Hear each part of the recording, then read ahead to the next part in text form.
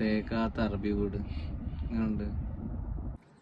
Hello my guys, അപ്പോഴേ അടുത്ത രണ്ടാമത്തെ ദിവസം ഞങ്ങൾ ആരംഭിക്കാൻ പോകും.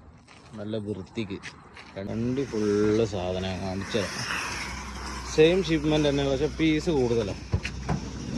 പീസ് ഇഷ്ടം പോലെ ഉണ്ട്. വണ്ടി ഫുള്ള് നിറം. നമ്മളെപ്പോഴുള്ള ചെക്കൻ്റെ അടുത്ത വണ്ടി പിന്നെ 64 ഷിപ്മെന്റ് ഉണ്ട്.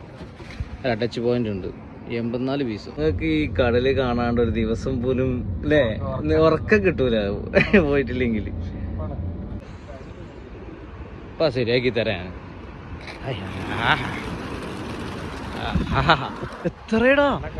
ഇവിടെ ഇന്ത്യ പാകിസ്ഥാൻ തല്ലൊന്നുമില്ല, അതുകൊണ്ട് തന്നെ നല്ല പാകിസ്ഥാനി റൊട്ടിയും അടിപൊളി ചനക്കറിയും 2 ചായ. ഇതാണ് പ്രശ്നം. ലൊക്കേഷൻ ഇടുമ്പം ചില സമയത്ത് കിട്ടൂല, എന്നിട്ട് ഫോൺ ഓഫാക്കി ഓണാക്കണം.